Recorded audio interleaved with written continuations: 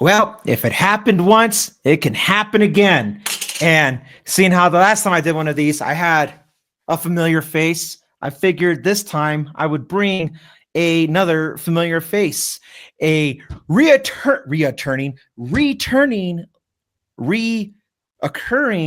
longtime friend, Mr. Y Mike. How'd you get me here? What kind of summoning did you do to get me into this position? The dark side of the Force is a pathway to many abilities some consider to be unnatural. Good for What's you, up, man? Dominican. What's up? It's been a while. Yeah, I'm doing this to show the world that you still exist and you're alive. I am alive, thankfully. Just like Drew, busy. 2025 has been one of those seasons that has a lot of tasks that need to get completed. And with all of our schedules going in a bunch of different directions and not being available at the same time, like him, I have also been busy. So Yeah, apologies, but thanks for bringing me on when I had a free I brought you here because my first and only question is, when is the podcast coming? Because I'm the guy who manages it all. Every person. I was the person who's posting all the podcast videos and audio. You have a lot of Twitter and YouTube accounts. I do, associated with it, and I don't think I've touched Twitter in years. And by years, I mean a while. But in terms of the EV and tech podcasts, they'll come back when the time is right for us and our schedules. But for now, it's easier to do these small little conversations, which is nice. It's easier to do something like this than to block out, those 3.5 hours at once type of a thing. And, but there are things that I want to talk to Drew about that actually turned out to be less about tech and more about just business. And there are things I want to talk to you about, which have everything to do with EVs. And I wanted to get your input on some stuff, which is why I invited you for my thought discussion today. Which is why I'm wearing my EV shirt right now. That definitely isn't the little Mac logo from back in the day. I didn't even mean to put on this hat today. It's because my hair is trash right now. So this is out of necessity. I'm having a good hairdo day today, so I'm flaunting it. It's been so long, I don't remember. When the last time you were on camera, did you have the Jesus hair still? No, or did you get the haircut? Okay. Lord of Fridges had his locks cut, I think, midway through or the end of midway through 2024, I believe. There you go. Well, anyway, I don't want to drag it out too long. I wanted to have a recorded on the spot conversation with you I'm going through a change. Oh, so you finally bought the R1T then? It is on a sticky note over here. No, I haven't bought it yet. I parked right next to one today, though, when I went to an appointment earlier. That was you have until 2027, by the way, to get that R1T. That's probably not going to happen because I don't predict an R1T in 2027 is going to be under 30,000. Have you test driven one yet? Because I saw that you test drove a VW ID Buzz a bit back. No, wrong. Anyway, thanks for coming on, Mike. You got to go now. Bye. It was great seeing y'all. You haven't test driven a Rivian yet, really? I'm saving the best for last. What? So you're going to test drive the Blazer and the Equinox EV before you touch an R1T? Okay, not the Equinox, but I do.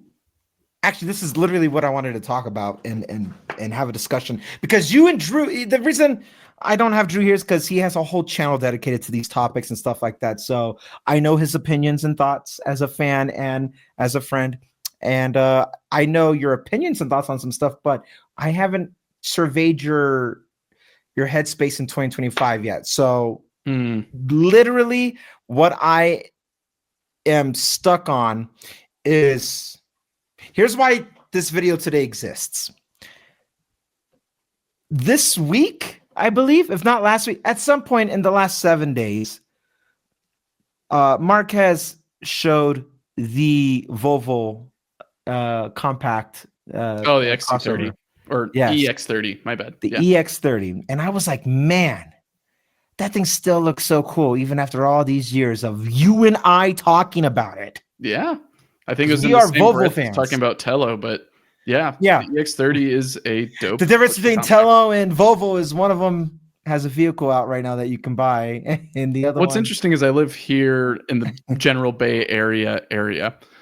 I still haven't seen Address an EX. 7539. Thanks for doxing me. EX. I haven't seen an EX30 or the EX90 yet on the road. I've seen all the other things, a swath of Equinox EVs, Silverado EVs all over the place now. I've seen a couple of GMC Hummer EVs and the Denali EVs, but not an EX30 or a EX90 yet, which kind of is peculiar to me. I'm not too sure whether they're halted by tariffs or other things in terms of shipping to the United Who States. knows in this landscape what's going on? I think now. they're supposed to be building EX90s in Georgia or Atlanta. Anyways, you were talking about Marquez reviewing the EX30, and it got you thinking. It got me thinking. I really like that car, even more seeing it up close, at least through his lens. And he's a tall guy, and I am not. So I was like, oh, this looks even cooler. And did you watch that video I'm referring to? No, I haven't. The most recent car review I've looked at was, I think, Doug DeMuro checking out the Tello, just because I don't think Marquez said anything that we don't know. Okay, I don't think it's anything new. The only thing I asked about you watching is that you see how crammed he was in there for being a really tall guy. That was my only. He's on the taller side, so it makes sense. He's on the taller side, but I do like that car still, even though it has not the best range. But I have a neighbor, and I don't know if I remember driving you through to see it or not. I have a neighbor very close by who has an Ioniq 5 in his driveway. Yes, you toured me around the area when I visited, and I got to see that Ioniq 5. And now I see more Ioniq 5s around here. It's ubiquitous over here in the Bay, so I'm used to it. It is so, and I'm going over here like, that'd be looking nice too. They're beautiful cars. I like the compact, almost like. I don't have one here on the desk, but like that wedge that isn't too wedgy. Describing an EV as wedgy is a very interesting turn of events, but here we are in 2025. But it's an alluring look to you so much to where you see the Ioniq 5s all over and you think about the EX30 as a result. Well, my wife likes it. That's the thing. The Ioniq 5 or the EX30? Or both? Ioniq 5, for sure, because she sees our neighbors all the time. She likes it more than the EV6.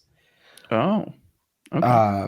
Yeah, she likes the digital. She likes the digital design language, and what's even funny is right now, as we speak, our Model Y is in the shop getting its door replaced because somebody at her job opened their door and hit our car. So you need one of them Cybertruck doors so that way you don't have that problem. Before I continue on my ultimate epiphany about where we're getting at, I have to talk about this Cybertruck thing. I need to talk. I have to talk. Which thing about the Cybertruck? There's a billion different items on the Cybertruck. We talked about it for years on end, Randy. What more can we talk about in regards to the Cybertruck? I don't like it. No. Are you worried about it? Not anymore, I guess. I got nothing to worry about anymore. I literally have nothing to worry about anymore. I see Cybertrucks everywhere out here, and the more I look at it, the more impurities start to show, even from a lane's distance, where I'm just like, God. Yeah. Are you seeing mainly like the bare both nothing wrapped? Both, I think more, let's say 60-40, 60 being wrapped. Okay. That's about the same as what I see over here.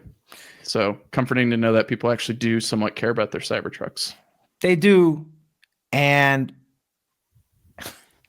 I saw the Cybertruck with the whole anti-Elon sticker and all that too. So I'm glad we don't have that truck, just from all the modern QA issues that we have today. But anyway, I'm glad we didn't pull the trigger on that one. So the side tangent on that is, has your thoughts changed on Cybertruck or?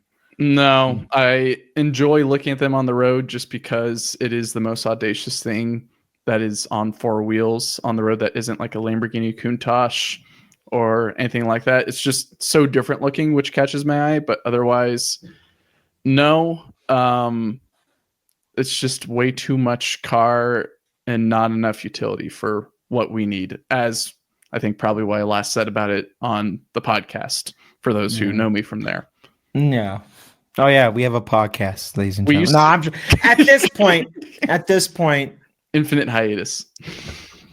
Indefinite hiatus, I think, is actually the right term. Okay, so your Model Y, yeah, not infinite. Thankfully, no. It'll come back eventually. We have all the intentions of bringing it back. But so your Model Y is in. Wait, this isn't the EV podcast right now. I'm joking. You're the one who hosted this. I'm on your platform. You're not on the shared It really platform. depends where I upload this. I have the login credentials like everybody else, so we'll be anyway. No. Okay, so the Model Y's in the shop right now. Someone opened their door really hard into the driver. Yeah, a coworker of side door. Yes, a coworker hit our door, and that was that. So now it's in the. A week and a half to 2 weeks, it's going to be in the shop, and it went on Monday. So, wow, just for a door. Yeah, they had to. I mean, they're repainting. They have to take it off, put new. It's a whole thing. It's a whole thing, and don't they have a bunch of? Oh, you know what? We're with old Model Ys now. We're legacy Model Y owners, so maybe that's the problem. They didn't build up enough doors. Seasoned. We are seasoned and marinated. I'm at 75,000 miles, by the way, with my Model Y after about 5 years. All right, hang on. Which is just because you brought it up, I'll tell you. It's a nice accomplishment. I'm sure Drew's caught up to me in his Model 3, but I'm curious about your Model 3, Model Y, and how far they've gone. Model Y is 35 and a half. Okay, so about halfway. Yep. Phoenix is my Model 3, 61 and a half. So we've both surpassed you. All righty. Yeah, well, I don't drive as much anymore. So there's that. So okay, so where I'm getting at is that we are using our we have a gas vehicle, and we're using that right now. Mm-hmm. And I volunteer to drive the gas vehicle when appropriate, but big mistake. it's I don't hate it. It's cute. It's small. It's tiny little Yaris. It gets by. We're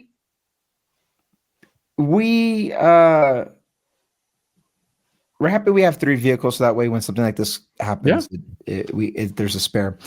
And this whole week now, I've been thinking about like, man, how cool would it be if we just had another EV and actually replace the Yaris? Yeah, or have 4 cars. No.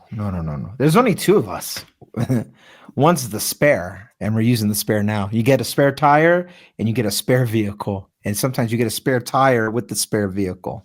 So, no, this whole week I've been kind of like looking around, and I do plan when I have the right opportunity to do so. It's been raining this week. It's not snow anymore. Now it's just rain. I do plan on test driving my next EV soon. I'm not going to say which one yet because it depends which one I can coordinate first. But the answer is yes. Whichever one you're going to ask me, I will be testing it. So well, it depends on what you're looking at, right? If for this third car, what does it need to satisfy in terms of space or needs as the third car, right? Can you get away with be a Tesla? That's a bold move, especially with the new rear-wheel drive Model Y coming in at like 357 miles of range, which is unfortunate because it makes it alluring, but at the same time, we both own Model Y, so you're definitely not going to replace your Model Y with the new one, right? No. Okay. And I'm not going to get rid of my Model 3 when it's completely paid for and stuff like that. So does it make sense then to have 2 SUV type vehicles? I want a vehicle that complements and accents the things that the Tesla can't do. That's what I want. Something a little bit more utility? focus then? Something a little bit more.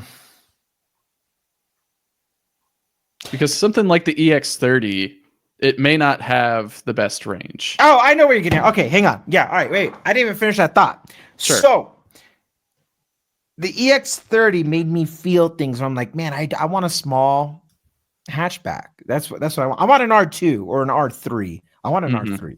It'll be a while until we see that. I know. And then like God knows what's going to happen with these tariffs and stuff like that and how the prices are going to be with the vehicles. So it's American made besides the battery. That's the most important. That's the most expensive component. Well, I guess maybe by the time the R3 comes out, the battery might be, but Jeez, I digress. I want an R3. And so then I look at the EX30, the Volvo, and I'm like, ooh, that's a nice car too. But then I look at the Ioniq 5 over and over again because that's the one we keep seeing. I'm like, that's a nice car too. But what my heart wants is a little adventure in its life. If you catch my drift, I want a Rivian still. Sure. What they all have in common is they have a whole different charging port that I just don't want to readjust, especially now that we know every car that I'm listing off is going to move away from CCS. Yeah, one of which has already, and it's 2025 model. Yes. Being the I'm not leasing a car. I'm not buying a new car. That's the thing too. I'm not so you're not going to get an export then, unless you find a really good deal on a 2025 Ioniq 5 that is like a dummy. I think the truth is I just can't buy a car this year. And I mean I could, but not if I'm trying to do it right. I think that's just where I'm at. But I started looking at all these non-Teslas more objectively. Get this, Mike. I don't even hate Lucid anymore. 2025 has really did a number on your opinion then. I'm agnostic about all EVs. Yeah. That's where I got last year. I wasn't mad at Lucid anymore. I was just disappointed with the fact that they're not profitable yet. But it makes sense because that's a business problem. That's not a customer problem. That's a business problem. No. Do you feel like take 2025 out of the equation? Like let's just say this is next year in 2027, or we can even say last year. Next year's 2026, but all right. No, I'm saying next year or 2027, or we could even go back last year. I don't care about the timeline. Do you feel like it is, as an American, and we have all these American problems this year, do you feel like the EV market is now staged in a way that we can actually have proper options and variety in different makes and models now, or is it still too stacked leaning on Tesla right now? I think there's options. I think with the last year of automakers trying to catch up with Tesla and or diversify their makes and models that they offer, we've seen very much kind of just Model Y competitors.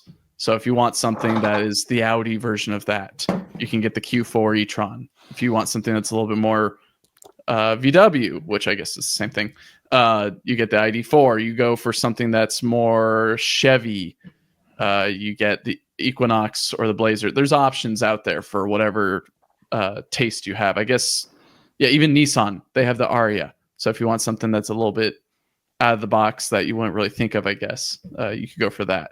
And more options are coming. Genesis has options coming. Kia, they've got a lot of European offerings that might come to America eventually with like the K3 or the EV3. Stuff like that might come. And I think there are options that you can shop around. It's just, it depends on what you're willing to compromise with. Because if you're wanting all that range that you get from a gas vehicle, then the closest you'll probably get is something that is that egg-shaped rounded look. It's likely going to be a Tesla. If you don't want to do that, then you're going to have to compromise on either port or range or price. In a lot of the cases, price definitely rises up if you go with competitors, just because they don't have that whole manufacturing process built out like Tesla does here in America. And if you're not building in America, your price is going to go up even more due to our government. So you're kind of stuck in that pigeonhole, but I can definitely say with certainty that there are options that you can shop around with. Heck, you can go for like a BrightDrop that Chevy offers, and that's a van. It's not a big ranged van, but if you want to do some electric van life type scenarios inner city, that is a viable option that comes in at not a terrible price, especially with dealer offers. So there's a lot of different paths you can take with EVs here in 2025. And as the years go on, it's only going to grow more and more. Do you think we are better off looking at another startup, whether it's Rivian or one that has yet to make their products out there or deliver products yet? We being the audience, or we being you in specific for what you're shopping around for? Because you can look at the startup companies like Tello, Slate, Lucid, Rivian, Tesla. I guess Tesla's not really a startup anymore. You can look at them and see what they offer, and they do have really appealing and revolutionary designs. It just depends on what you're looking for and what will be around. You don't want to end up in the situation like I see every day with people owning Fisker Oceans, and they're going without that umbrella of coverage from the manufacturer, really, and that security blanket that the manufacturer offers, because the manufacturer's gone. There's orphaned brands that it's tough when you go startup, and it's just they either don't have the breadth that Legacy Auto has, or they just can't support it with their time or money or efforts because they're only local to a certain region. I'm going to tell you what I'm looking for. In this whole time, I've been what I was looking for was wrong, and I've been reporting it even back on our podcast episodes. I was reporting it wrong. There is, and this is cards on the table, just saying it outright. There's only one thing that I am actually looking for that will make any of it worthwhile. I'm not looking for a product. In this case, a vehicle. I am looking for more networks. I'm looking for more charging stations. That will take away all the weirdness of like, well, do I have enough range? I got to find a stop. Is it compatible? I'm looking for a universal compatible network. Yeah. One that I don't have. I want it as seamless as a gas station. I'm looking for gas stations for our cars. That's what I'm looking for. And we're getting there. We're getting there, but we're not there now. And no, Iona's only opened up, I think, 12 stations in the last 6 to 7 months since the podcast. And I didn't even know they even started opening it up. Yeah. Go check out their website. I would implore you and the rest of your audience to go check out Iona's website, see their press releases and all that, how far they've gone. It's impressive. They've got a beautiful retro looking stall building out their site, and then in many locations. And it's almost like looking at what Rivian does with their adventure network, but many, many years ago. And because it's a conglomerate of all these legacy auto companies trying to make something like what you want.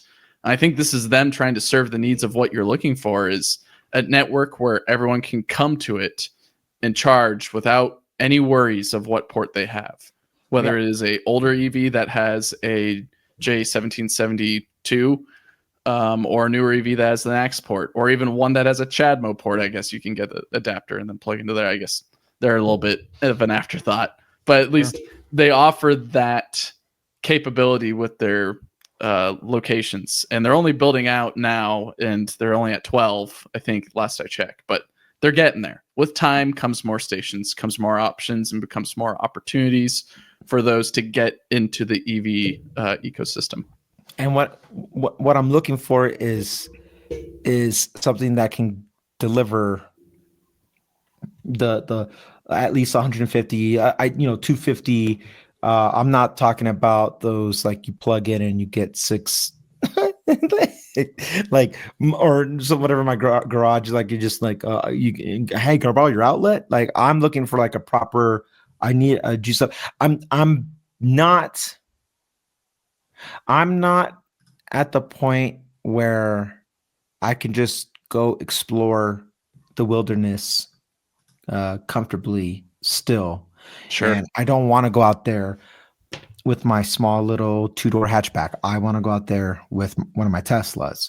And in the future, whatever car I get, I want that car to be able to reach the network. And I think I realize now I've been leaning into Rivian because the Rivian Adventure Network is so prominent near national parks and stuff like that. I remember seen it at Shenandoah when I was in Virginia, and I was like, oh, they're just right here, and that's like their thing. They put it by national parks. They encourage people to go to these parks and be adventurous. That's their whole thing, which is great.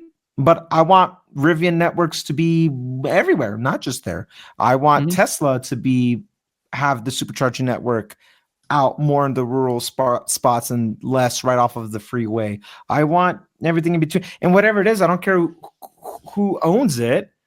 I want it to be fast charging. Give me give me that DC charging that I don't have to have an adapter to plug in, or if it is, they provide the adapter if we ever get to that point. Like I want a seamless experience as an EV owner. That's what I'm looking for now going forward.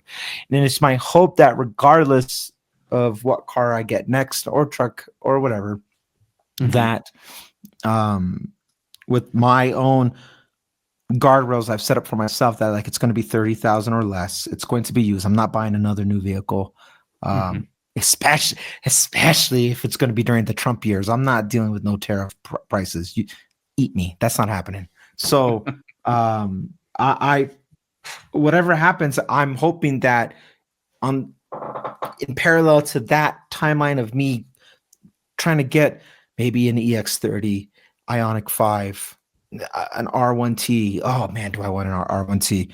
At this point, I'll take an R1S if it makes my wife happy, makes us get to go do more, and it's definitely a bigger cabin space for us to like load stuff up and do things. I'll take any of these as long as the interaction is seamless, not by UI design, or I'm not even saying UX. I'm saying I can go to a charging station. When I tested the Buzz, I've told this story once or twice, but when I tested the Buzz, I had one of the mechanics come talk to me, or a technician. He was a tech guy. He came talk to me, and he was kind of talking to me. He's doing that whole like I know more than you thing, and I was like, "You stupid bitch! You have no idea who you're talking to." And so when he was trying to correct me on he's like, well, technically every make, but technically one make is all using the same port. And I was like, dude, every make and model will be going to the one port that the one you are outlining. I'm not interested in buying something with CCS. Then he got frustrated with me and he walked away. But he had me somewhat think about like, what if the transition doesn't happen quick enough? We already see a lag in everything else when it comes to the space. What if it's going to take another 10 years before NACS is our port? There's like, is my next car going to have CCS because people are going to go back on what they said they were going to transition to, and then I was waiting for no reason? Maybe. Yeah. That's a possibility, and that's where you have to figure out where you're willing to compromise.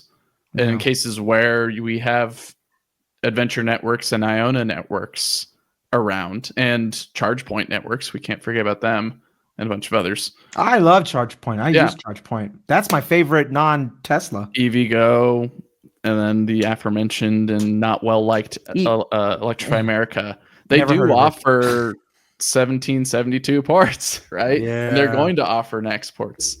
So I think no matter whether you get something that is recently used, like a 2024, 2023, like R1T or something like that, or you go for something even older, like a Mini Cooper E, or well, I guess that's like 2009. I guess a Cooper Electric, or something a lot older, right? I guess what I'm getting at. There still stands to reason there are places that you can charge that thing. But like you said, your use cases that you're thinking of, like going out into the deep Colorado neck of the woods where you are, there are Rivian networks out there.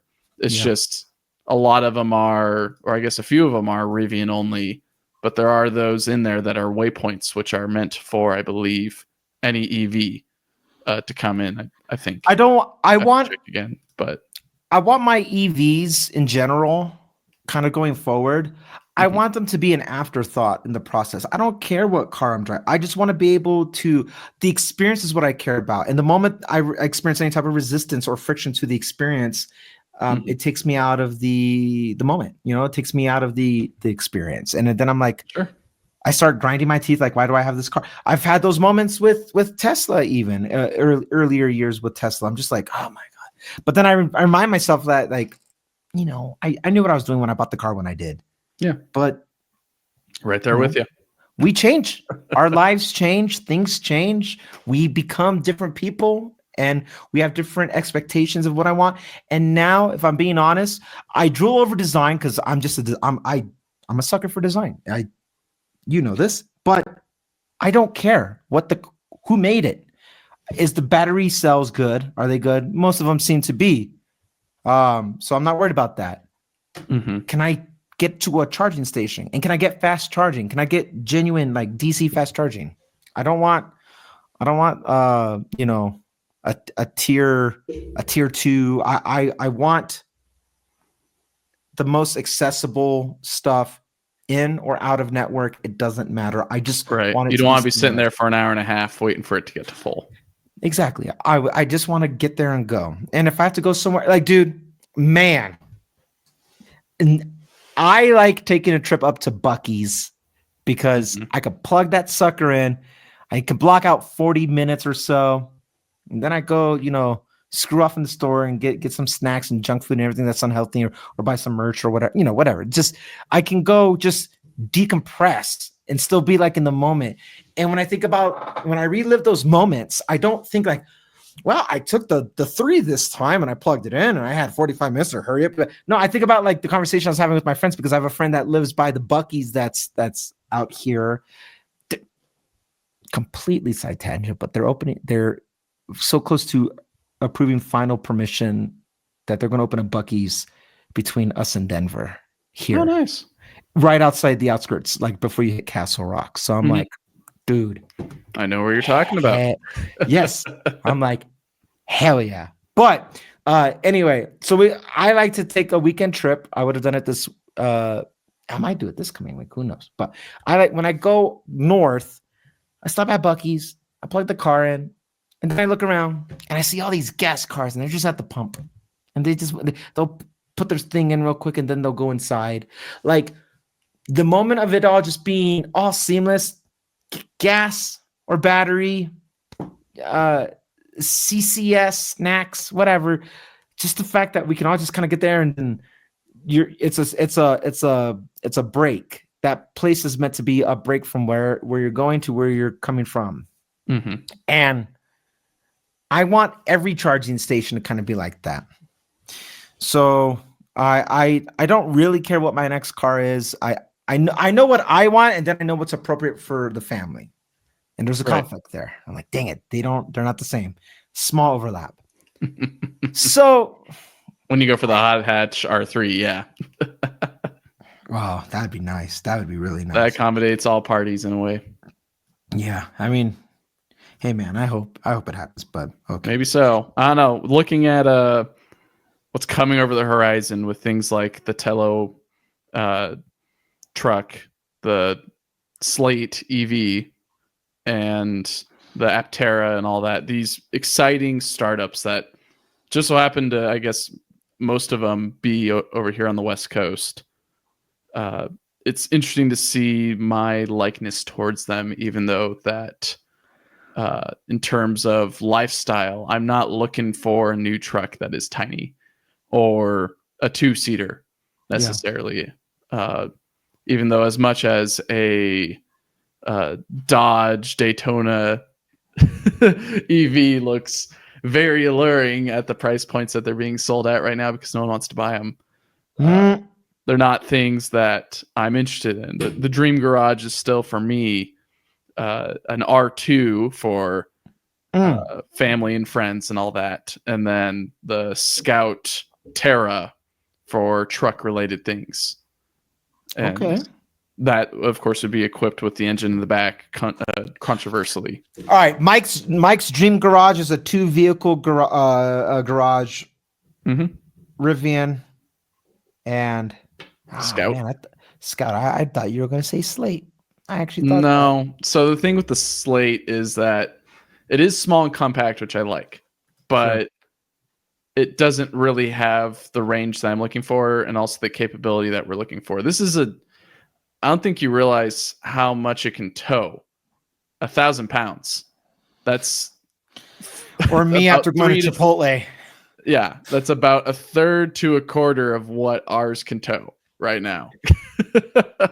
And already we're struggling with we're kind of topping out with our trailer for the horses. So it's like, okay, well, doesn't make sense. Mike has horses, by the way. A lot of people won't know that. I've talked about that, I believe. This isn't going on Taylor Civ. That's right. This isn't this is me. No, you are. Just a quick intermission. Tell the people who you are, Mike. Why are you here? I'm some guy that Drew found on the side of the road with a Model Y and thought, I want to review that thing. Who's that guy? Nah, that's also not the true story. Not really the true story, but somehow got roped into the podcast. I'm a guy that is very much similar to Randy and Drew, who appreciates and loves technology, and specifically EVs are a really cool thing. But of course, even though that I daily drive a Model Y, I still own a gas car, being a big truck that isn't super powerful, but still gets the job done for everything that we need with animals or house related items where we need that bed space for hauling things around. So I usually tackle things from like a utility perspective, typically with my needs or wants or other people's needs and wants. In some cases, they need that cabin space in their trucks for X or Y reason. And that's why something like a Tello or a Slate EV just doesn't really appeal to a lot of these buyers, because they want something big, not necessarily because it makes them feel comfortable, but it's because, well, maybe it is because it makes them feel comfortable because it's what they've usually bought and what we've gotten used to in terms of trucks. But in terms of what they haul inside the vehicle and sometimes outside the vehicle, it's just the right things. They're checking off all the boxes that they need, and they don't care if it's parked outside in the rain. Yeah. Now, I haven't experienced it this year yet. Never say never, because the year's never over. I'm going to jinx myself by saying this, but the parking the cars outside thing, I haven't dealt with Colorado hail yet. You mean by Colorado hail, you mean the infamous like softball size hail? Yeah. Okay. Yeah. I was going to say there's been a couple of recording instances in the past in the podcast where there was hail hitting those little baby things don't hurt nothing, but I'm talking. Okay. I'm talking that, and I'm worried, but I'm also curious like how that handled with our glass roofs.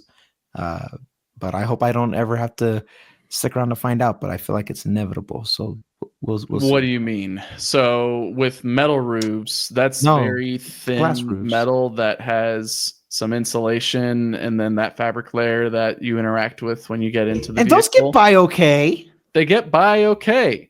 And that is a thin piece of metal on the exterior that but it has a frame, and so like if you get roof damage, insurance would take care of that. But when it's all a frame as well in the Model Y and the Model 3, it goes across the front and back. But unlike a flimsicle metal like aluminum, glass is glass, and glass will break. There's a And certain amount of hardness you can give glass, and along with the geometry of the glass that's in our Model 3s and Model Ys, it's curved. And when you have curved glass, it's a lot stronger than just a rectangular, planar so you think piece it'll be of okay? glass. You think our It'll be our fine. windshields? Okay. There is cases where we've seen in Colorado and other places where Tesla roofs, which typically are glass. I don't think Yes. there's any Tesla that has a metal roof. I guess maybe like the old Model 3s with Roadster. The old S's, I think. Yeah, but otherwise, like there are instances where that glass has been damaged. Either it's small chips or large impact dents. In that case, it gets replaced and fixed. But when do those events happen, and how often do they happen? Right? God, I hope never. You haven't really seen that yet, and you've been out there for a while now.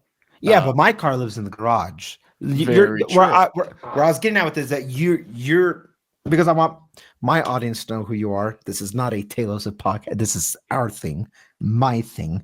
They don't know who you are. It makes a lot of sense when you were talking about the vehicles live outside, utility purpose. That's your headspace, and I'm like, yeah, that I care about things of practicality. Mhm. And I've noticed from my audience, which I'm sure there's an overlap, by the way, but whenever I talk about EVs, my audience, not the passing viewer who will leave a comment and leave. I mean, people who are subscribed and I've seen before, they care about utility as well. And most of these guys who care about utility and are interested in EVs also don't own an EV, not because they can't go get one, but maybe they haven't found the right one yet, or there's many different variables involved. But you hit the nail on the head on about just like I want. This is where I've grown up. I just want my EV to be a car. Mhm. I don't even want to say EV. I want to say car, synonymously to vehicle. I want, motorcycle, truck, car, vehicle. It's like, I just want my vehicle to be a vehicle. I don't care.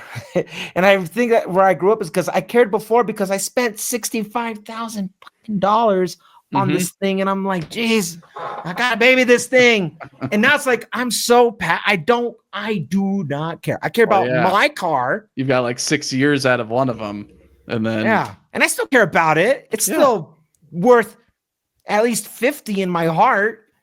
Nowhere on paper is it worth 50 anymore. No, not even close. With or without FSD. Half that and then half that maybe again. No, I think it's definitely 25 something. I did a quote on it recently, but anyway, my point being is that I just want EVs. It's the old Apple way. I want them to just work. Just you don't have to think about them. They just do. I want them to be as reliable as smartphones are today, where it's like you expect it to do the basics and do the things and just work. Okay, Mike, what phone are we working with in 2025? Let's see. He started obviously a 5S right here. No, he's lying.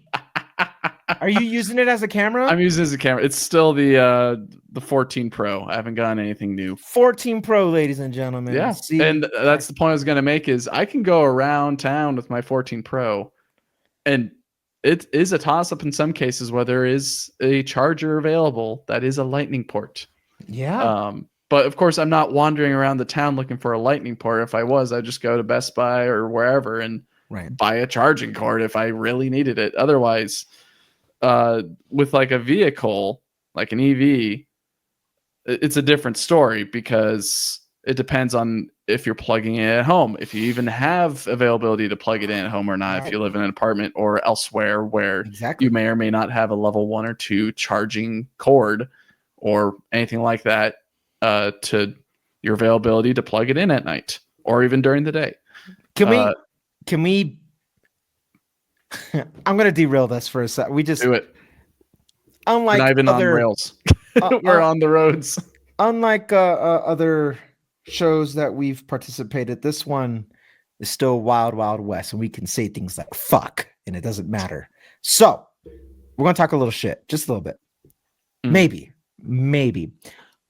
This is just you and me. Drew doesn't watch this. He doesn't care. He doesn't care about us. He don't whatever. Highly doubt, but all right. Okay, but he does. He's not watching this. He's definitely not watching Hi, it live Drew. as we're recording. Are you sold on solar for EVs? Yeah.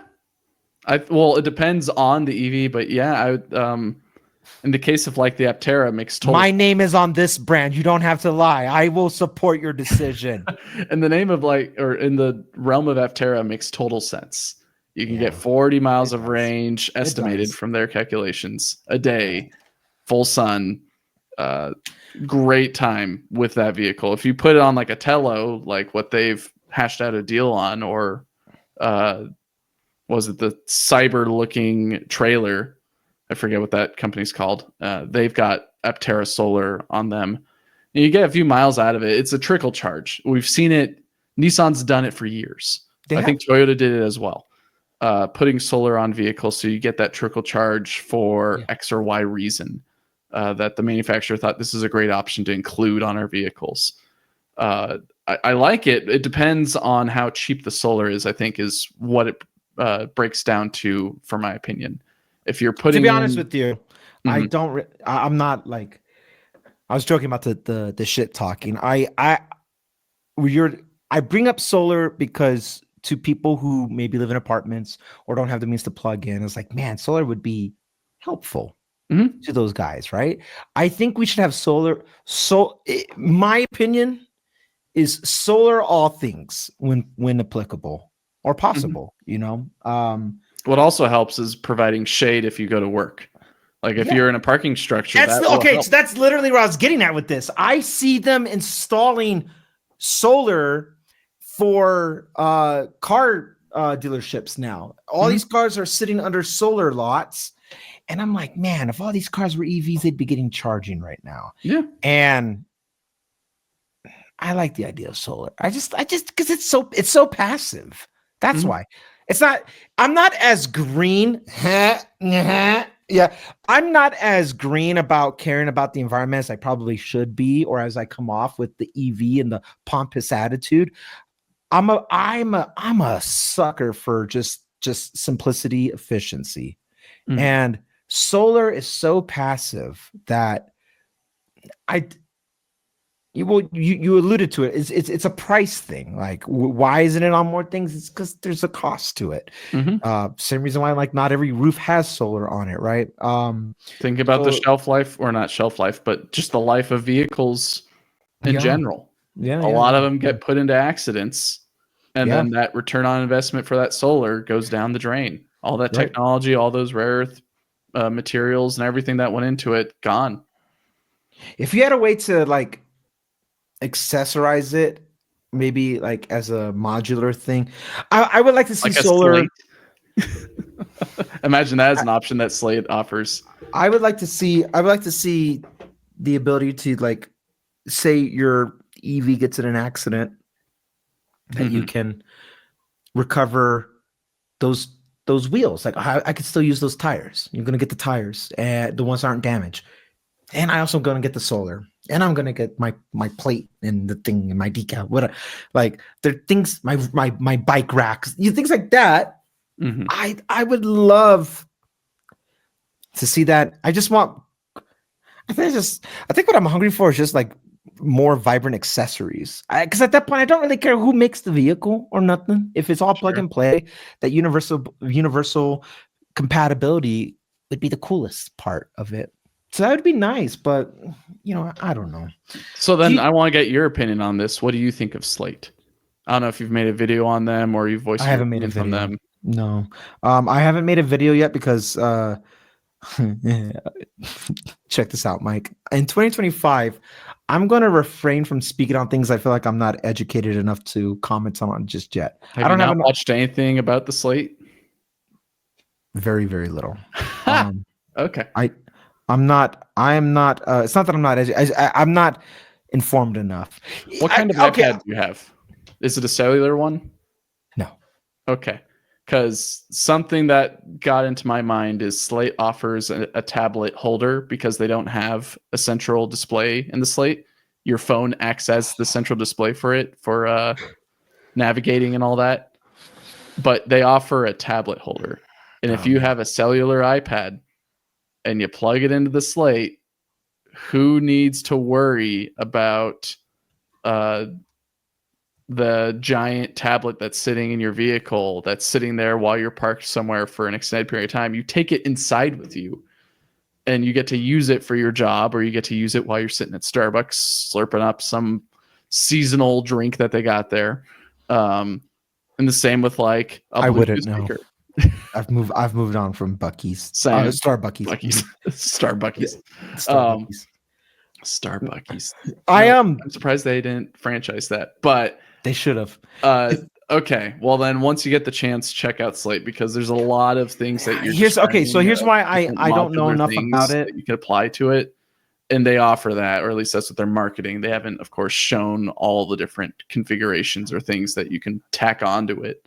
But they'll get there. I don't want to look into it though, and I'm gonna tell you. Well, here's where I'm a bit. That's a choice. I'm burnt out by startups in general, because you seem to gravitate towards them as per what you're wearing on your head. They have a product, and it's not just a hat. Not just a product. 3 products. They have 3 products and growing, and they're profit. They're reporting profitable for 2 quarters now. Like that. That's not. They might be startup in size, but they are not startup in name. No dig at Aptera, Tello, Slate, Canoe, whoever. Canoe's gone, man. Did you know that? They're gone. Their CEO took. I hope you answered that phone, because I called it. They were. Do you still own the stock, or did you dump it? No, I dumped it a while back. Good. At a loss. Something. That's fine. That's a tax write-off at that point. I don't want to know about Slate, because I'm not interested in stuff that my friends aren't working in, that aren't real. Okay. Like, that's an interesting path to walk. I care about what can something bring value to me now. I'm jaded on empty promises from Tesla, obviously. I'm jaded on the fucking bullshit that happened with Nikola, and now you got Trevor out here walking like a free man. Well, those are 2 different things, or 2 different entities. No. But where I'm getting at is that, like, there's a lot of bullshit that's in the space that there's a lot of entrepreneurs that want to sell you. Mike, let me finish my thought. Okay. And the bullshit covers some genuine efforts too. It's shrouding the genuine projects and stuff like that. Nikola is a real company that well, I'm talking about in its. We're talking in its life cycle. It had real potential. So did let's say Canoe, right? Because who was their backing? Was it Walmart? Was that their Walmart and NASA? NASA actually has their vehicles, right? And so Walmart partnered with them, and then I think USPS also partnered on a couple of routes. So it's not to discredit the validity of something that's coming out there, but much like meme coins or anything else that just like there's all this shade of gray that happens. I will hope for everyone's success, but I like the AI pen or whatever. I will believe it when product's in hand and then judge it for what it is then. I want Aptera to succeed because I think it's a beautiful product, aesthetically, in concept, and in use case, right? And they're taking their sweet time. And even if, say Aptera ends up pivoting again and the vehicle part isn't going to work out, but those solar cells are a thing, right? Like, I want them to succeed in some capacity.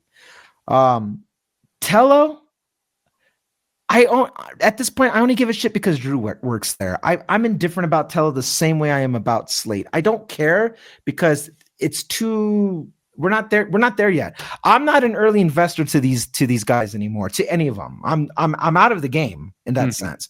I want to be in EVs that like you can see me driving a Mustang Mach E if the stars are aligned right, because It's a good vehicle. Ford came a long way, and people love them. I'm like, okay, that's rubber hitting the road, putting the money where their mouth is, and making a kick-ass product. Yeah, And it could have been anybody, but right now it's Ford.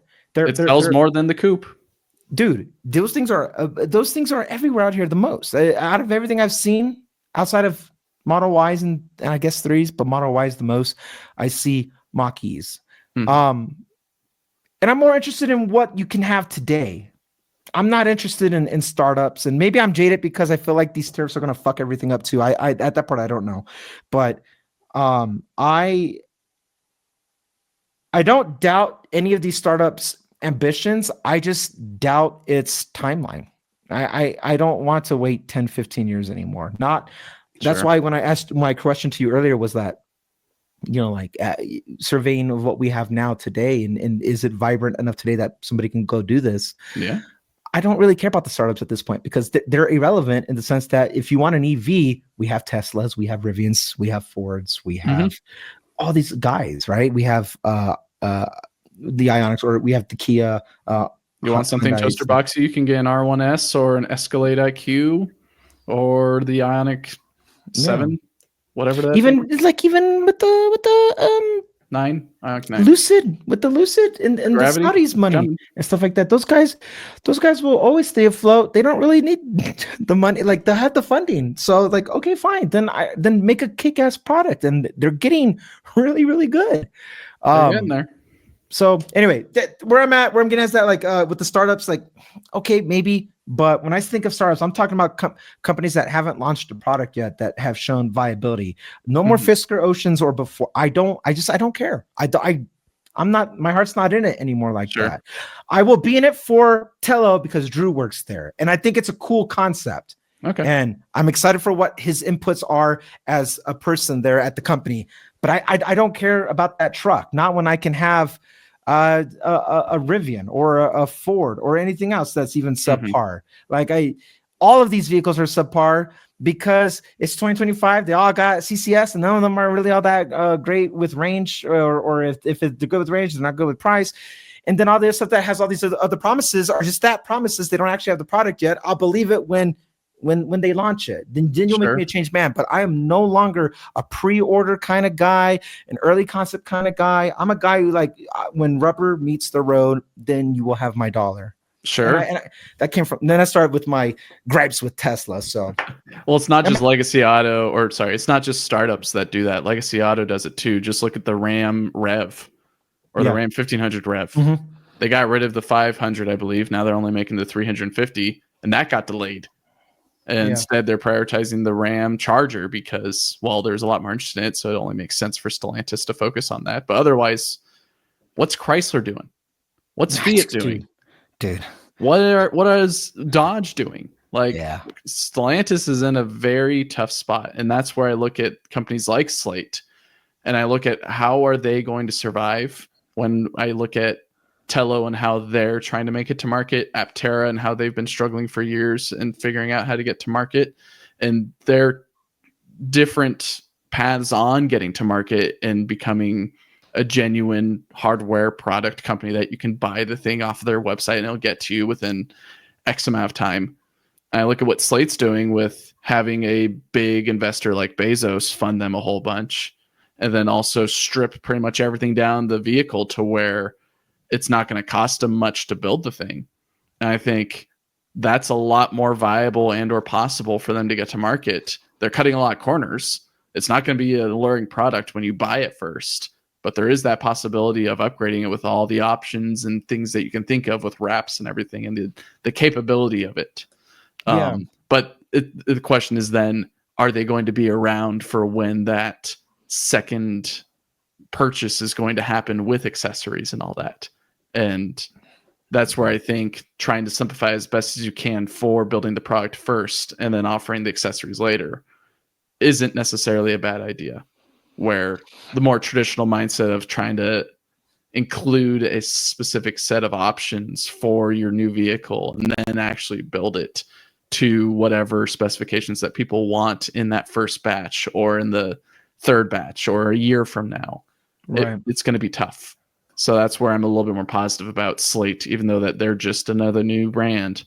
At least they've got some new revolutionary idea compared to what we're seeing in Legacy Auto, where it's just, here's the Escalade. We added IQ to the end, and it's actually smaller than the gas one. Yeah. But it's an EV, and it's got somewhat decent range. I want you to keep that optimism about it, because keep me grounded, because I don't like feeling cynical. I'm tired of being. I think it's the opposite of grounded, Randy, because there's grounded in realizing what our government is trying to do in cutting funding to everything and trying to consolidate that and move it around in ways that they want to. Right. But there's the silver lining in the clouds that you look at up in that blue sky with startups that have more innovative ideas, or legacy auto companies that come out with a product that is a bit different and something that we want, or they take a page out of what the startups are doing and do it better. And that's not necessarily killing the startup, but it is adopting that newer mindset that they should have adopted decades ago. Yeah. It's not until now that they finally got that push. So it's more of that helium that I'm trying to pump into this balloon here. Okay. Let's see the bright colors. Let's let that loose. Okay. Then with that spirit in mind, I would say the optimism of tomorrow should still exist to make better, and we have to be flexible and adaptable to ever-changing government times, and what is now won't always be later. Sure. Nothing's consistent. I don't know if I've ever said this on anything. I don't blame people of any stage of any of this. I don't blame people for waiting and not doing anything and keeping their gas cars, even if they're like, oh, well, it's there. Like, I feel where they're coming from. I understand, because I'm so excited of what can be and what these concepts show to do, that I just want that in the masses out there for everybody. And when it's like, oh, there's another reason why it's not there. They lost funding. They went under. That was a scam. Then it's like, I kind of get like, is it really just going to be Tesla or nothing? And then stuff like the Mach-E shows like, okay, even Legacy can stick around, or not just Mach-E, but Ioniq or EV6 or whatever. Like EV9 is the Porsche looking one, right? Like all those good looking cars. Like, so I'm like, okay, some of these guys are trying, but then it's like, hey, well, I need better range, or I need faster charging. And I don't blame anybody who's interested in the space who doesn't own an EV. I don't blame them for waiting. So, yeah, but the optimism of it all is reassuring. Yeah. Well, it's a lot better than doom and gloom, in my opinion. We can look at all the doom and gloom of today, but having that brighter future to look forward to fuels today, not necessarily in terms of just overhyping everything. I don't believe in that, of overhype everything in the future, because it's not going to turn to that. But even though that there is that negative stigma against Elon Musk and all the things that he's done and the choices that he's made and things that he said, he did have a good point with the future should look like the future in terms of products that we're making. Let's not keep on making the same boring square on wheels or rounded object on wheels. Let's make something different, something more utility focused, something that maybe isn't even utility focused at all. It's more just bespoke, and it's an art piece pretty much on wheels. like a Pagani or something like that. But let's diversify all these different ideas that we got and see what sticks on the wall. And that was go forward. It's not even a dig at Elon for credit where credit is due. Like, he sets his mind to it to execute these things, and more often than not, he does meet. He gets those products out there. Without the so- 3, there wouldn't be the Y. Yeah. Without the Y, there probably wouldn't be the Cybertruck. Only thing he's dropped the ball on is the Roadster. Yeah. That's it. It's unfortunate. Well, it's the I mean, Roadster. I wouldn't say that. There's a lot of balls that have been dropped either by him or by the company in general.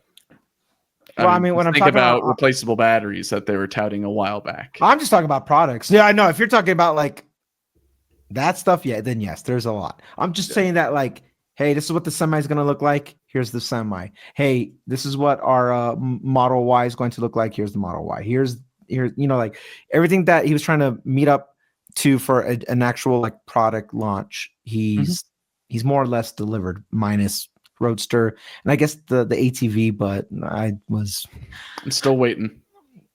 We'll be waiting.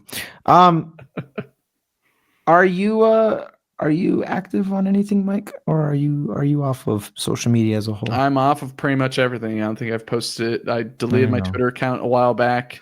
Hey-o. Lucky I man. used to have a Threads, but then I got rid of it just because it was pretty much a bunch of Twitter people just going to Threads and then having the same behavior and or just talking about Twitter.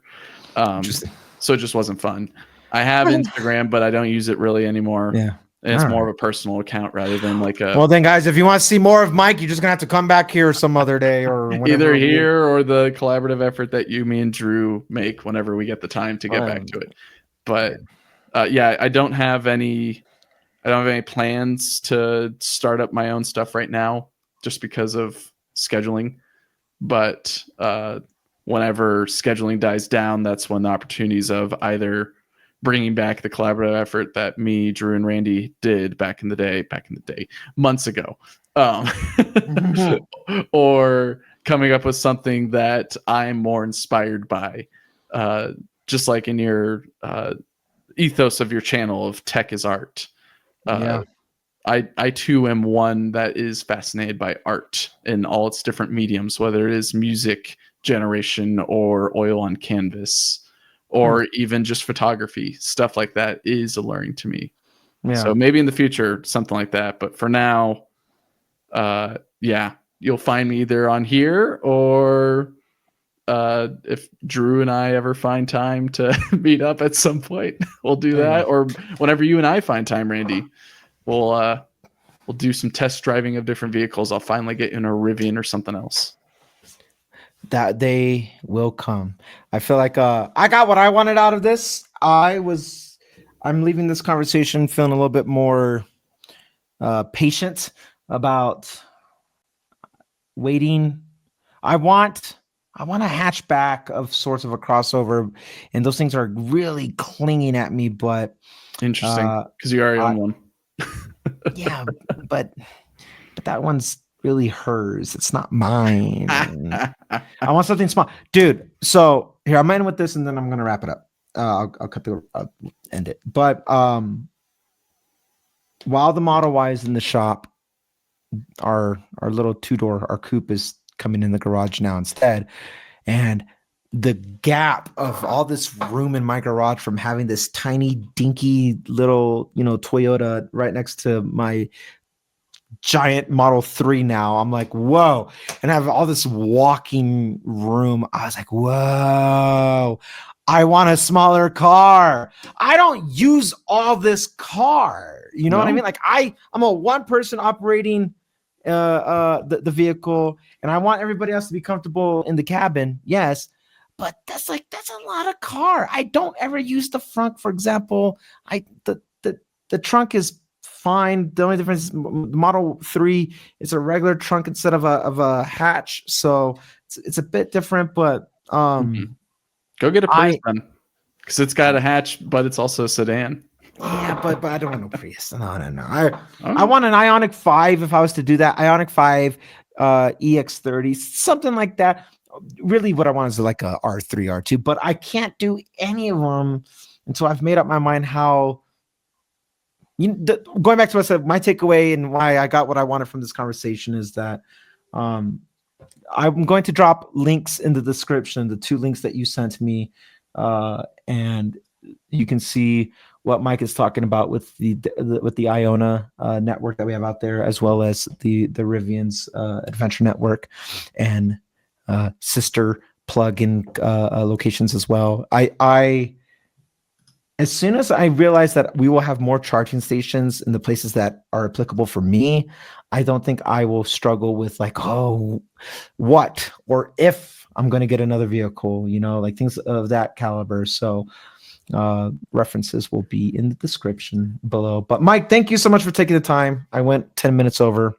It happens when I talk to you, but it's always a pleasure. Thanks for having me on. And till next time. Yeah. And for everybody else, I hope you enjoy these longer forms. They will not always happen, but when I can make it happen and everyone's schedules lines up, it almost happened today with me and Mike. We're like, what's this? I'm just saying things behind the scenes. It's tricky, especially when we're busy people. But anyway, thank you all for taking your time, and I will see you all in the next one. Bye. Do you like the weird hand thing? I should have, but oops.